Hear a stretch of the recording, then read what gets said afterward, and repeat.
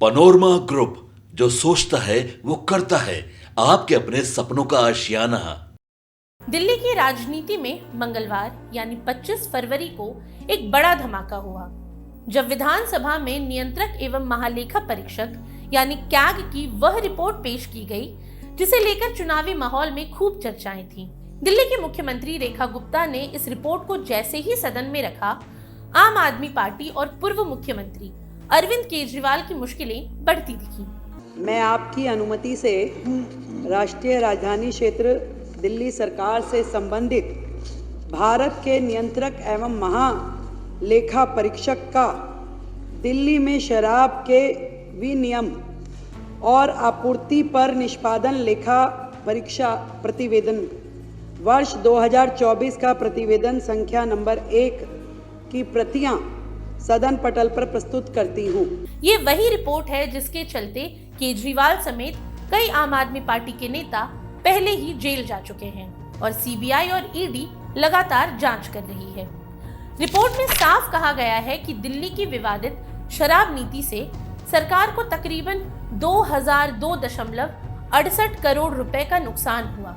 दिल्ली की आबकारी नीति पर कैग की रिपोर्ट ने कई अहम सवाल खड़े कर दिए हैं। इसमें सरकार के उन फैसलों की पोल खोली गई है जिनसे सरकारी खजाने को भारी नुकसान हुआ और शराब कारोबारियों की तिजोरियां भरती गईं। दरअसल कैग की रिपोर्ट के मुताबिक जिन क्षेत्रों में शराब की दुकानें नहीं खोली गईं, वहां से सरकार को 941.53 करोड़ रुपए का नुकसान हुआ।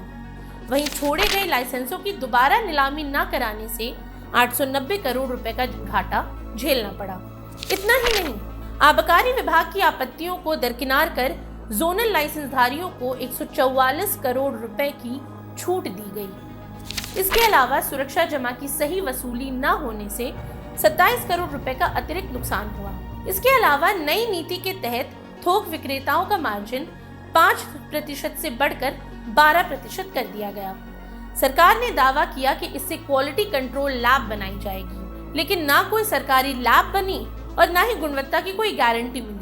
इसका सीधा फायदा थोक विक्रेताओं को हुआ, जबकि सरकार को केवल घाटा झेलना पड़ा। साथ ही नीति में कई अहम बदलाव बिना कैबिनेट की मंजूरी के किए गए। उपराज्यपाल से भी कोई परामर्श नहीं लिया गया, जिससे कानूनी प्रक्रियाओं का सीधा उल्लंघन हुआ।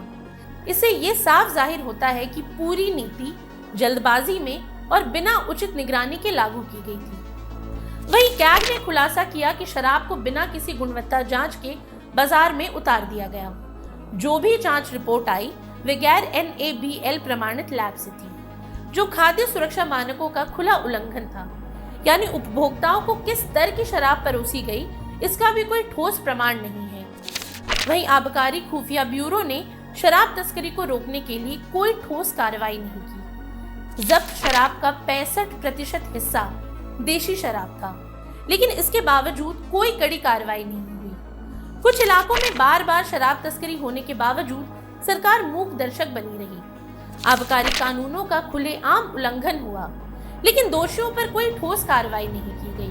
हालांकि शो कॉज नोटिस जारी किए गए, लेकिन वे इतने कमजोर थे कि अपराधी आसानी से बच निकले।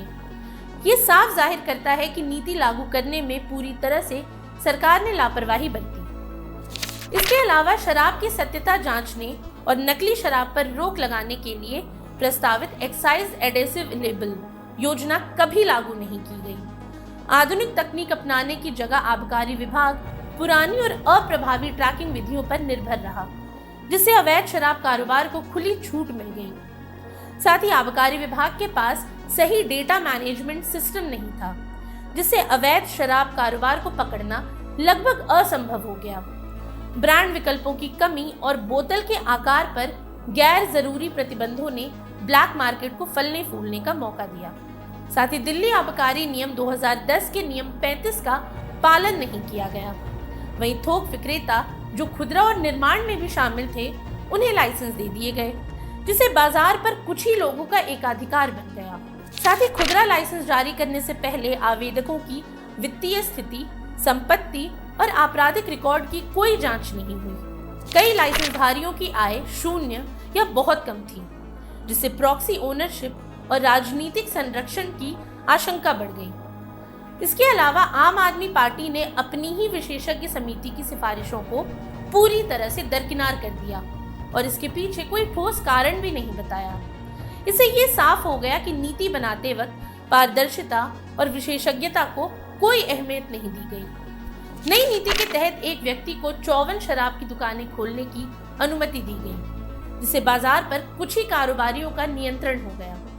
849 दुकानों के लिए सिर्फ 22 निजी कंपनियों को लाइसेंस दिए गए, जिससे प्रतिस्पर्धा खत्म हो गई और एकाधिकार की स्थिति बन गई। साथ ही रिहायशी इलाकों में अवैध रूप से शराब की दुकानें खोल दी गईं। दिल्ली नगर निगम और डीडीए की मंजूरी के बिना कई जगह शराब की बिक्री शुरू कर दी गई, जिसे बाद में इन्हें सील करना पड़ा।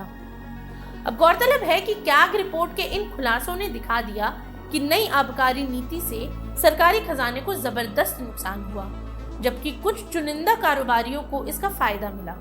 यही वजह है कि केजरीवाल समेत कई आम आदमी पार्टी के नेता जेल में हैं और जांच एजेंसियां लगातार इस मामले की तह तक जाने की कोशिश कर रही है। नीति की खामियों और प्रशासन की लापरवाही ने न सिर्फ सरकारी राजस्व को चोट पहुंचाई, बल्कि शराब की गुणवत्ता, अवैध बिक्री और बाजार में मोनोपोली जैसी गंभीर मुद्दों को भी जन्म दिया है। आज के लिए इतना ही। ये सामग्री आपके लिए जुटाई थी उर्वशी शेखर ने और वीडियो संयोजन किया था राहुल कुमार ने। ये वीडियो आपको कैसा लगा हमें कमेंट सेक्शन में जरूर बताएं और ऐसी तमाम रोचक जानकारियों के लिए बने रहिए न्यूज़ हाट के साथ। और अब तक अगर आपने हमारे YouTube चैनल को सब्सक्राइब नहीं किया तो अभी जाकर करें और Facebook पर हमारे पेज को लाइक और फॉलो करना ना भूलें।